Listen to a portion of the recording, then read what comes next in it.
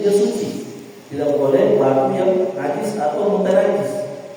Karena kalau kita pakai batu istinja, mesti dia akan bernajis. Jadi harus batu yang suci. Kedua, ada guna jaminan. Kemudian batunya itu harus yang kuat, keras. Jangan pakai kayak tanah. Kalau tanah itu kita pakai dia pasti membekas, pasti menyebabkan terjadinya kotoran. Sehingga harus sesuatu yang keras, yang suci, yang keras. Kemudian qari'an, harus sesuatu yang menyerap, kasar. Tidak seperti kaca. Kalau kaca kan tidak bisa dipakai pada istinja, karena kalau kita pakai dia licin. Atau seperti keramik-keramik yang kalau dikenakan air itu langsung melebur. Nah, itu tidak bisa dipakai. Jadi dia harus kuat dia. Ayat pun agak muhtaram.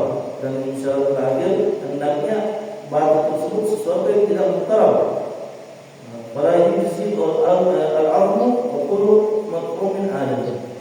Maka yang dimaksud dalam muhtaram itu hal yang tidak digunakan orang Bani Adam, manusia.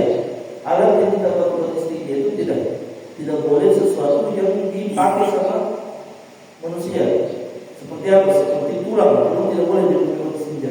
Oh, meskipun dia tulang hewan tidak boleh. Kenapa? Karena tulang itu makanannya jin.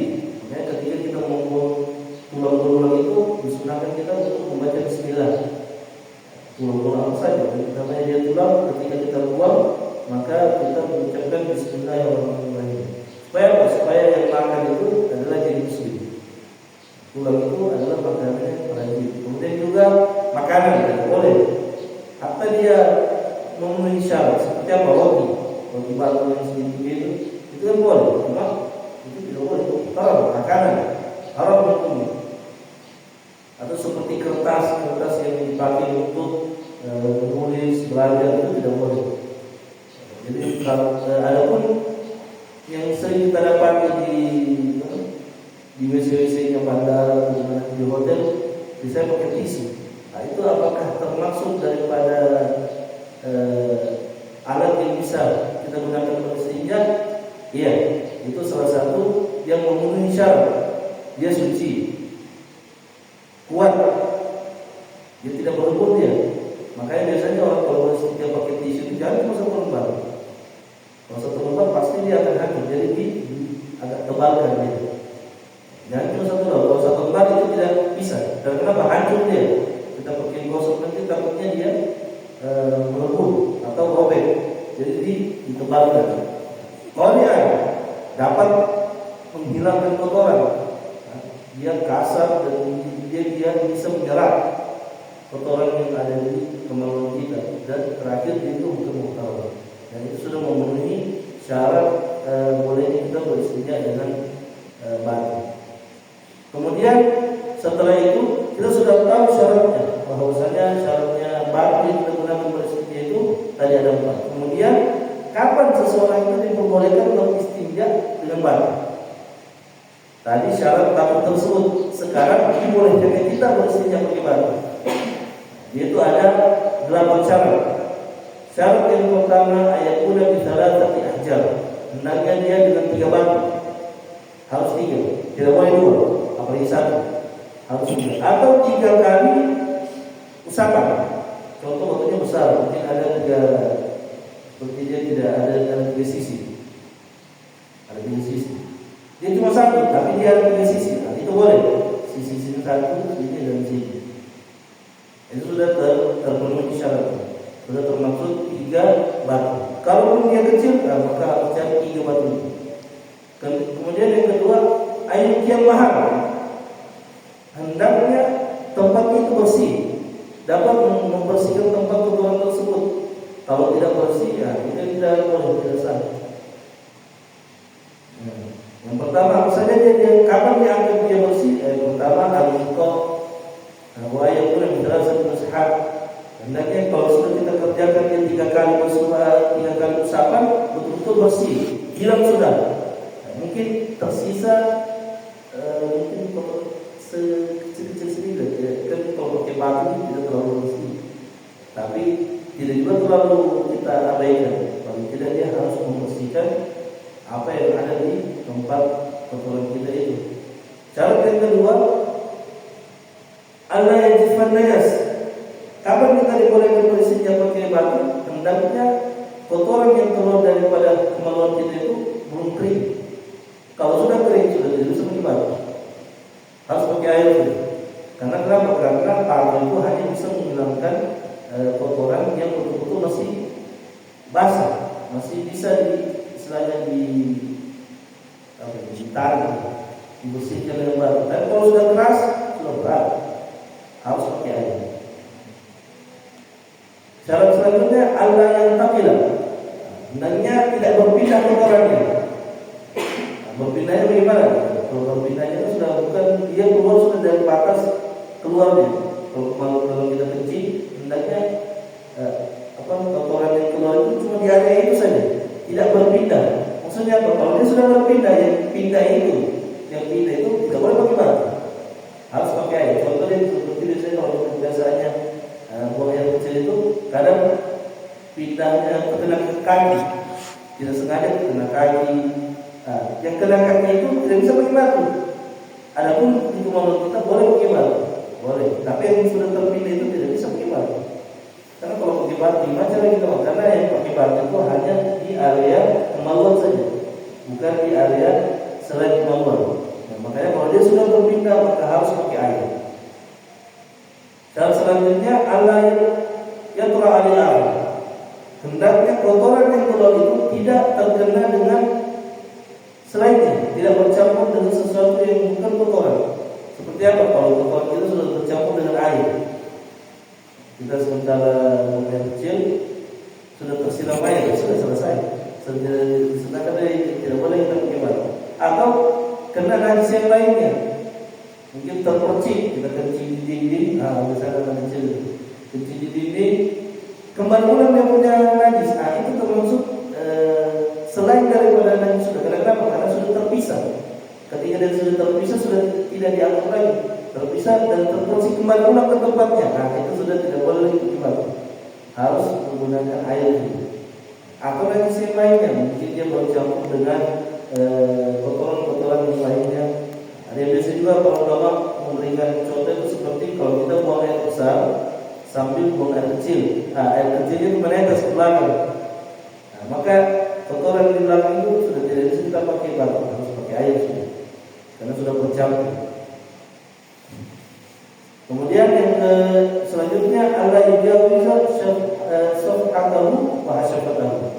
Syarat selanjutnya kalau kita diperbolehkan beristinja dengan batu, hendaknya kotoran tersebut tidak melebihi, kalau buang air kecil tidak melebihi kepala kemaluan.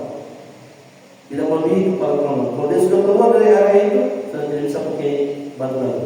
Batasnya cuma hasyafah. Hasyafah itu ras zakar, kepalanya kemaluan. Batasnya di situ saja. Kalau buang air besar, safha, tidak merambat sampai ke pantatnya, area pantat, masih di dalam lingkaran kemaluan belakang itu saja, tidak merambat ke pantat. Kalau sudah dia keluar ke area situ, maka sudah harus pakai batu. Kalau buang air kecil tidak boleh melebihi daripada kepala kemaluan.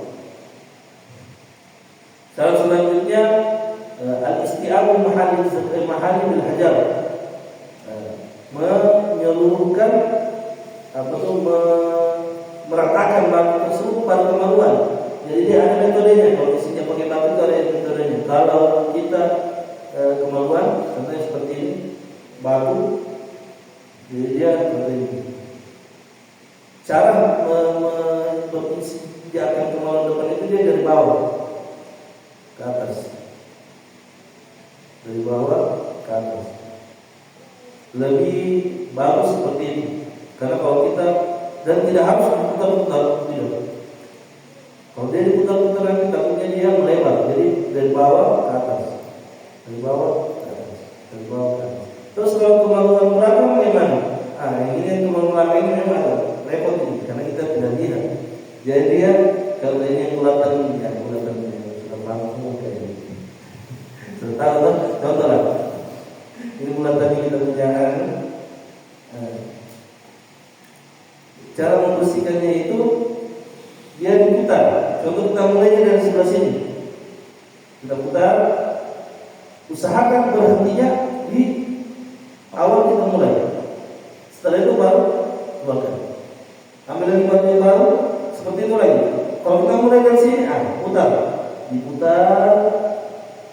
Kalau sudah sampai di permulaan tadi, langsung lepas. Seperti itu. Ambil lagi batu yang baru, dia lagi. Putar lagi. Kalau dia mulai dari depan, dia putar dan dia harus berhenti di tempat yang dia mulai tadi, baru dia tarik.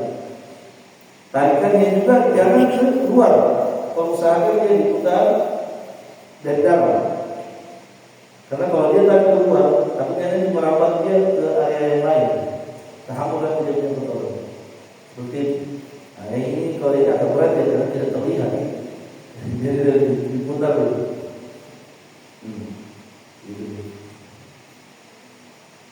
Seperti itu yang sebenarnya kalau kita bersihnya dengan batu untuk kembali belakang.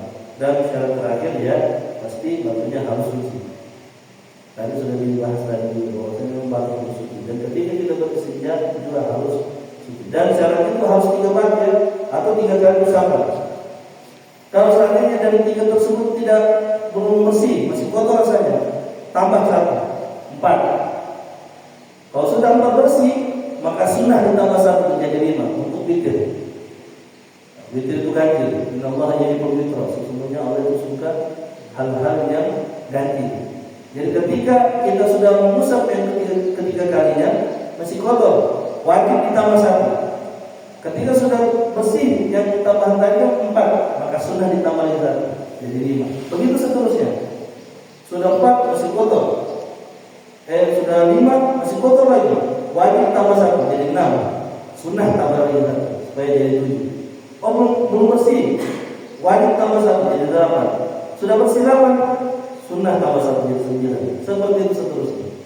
Intinya dia harus witir, akhirnya dia harus witir. Itu apa? Ganjil. Seperti itu. Inilah syarat kita beristinja dengan batu. Dan ini sangat dianjurkan untuk kita mengerjakan hal-hal seperti ini. Apalagi kita dalam perjalanan, misalnya kita dalam tempat atau tidak ada WC, tapi tidak ada yang punya air, sering terjadi. Maka ketika kita tahu bahwa ambil batu saja di luar dimanapun, dan kita tidak harus untuk mencabut batu itu suci tidak sudah. Apa yang ada di sini kita ambil.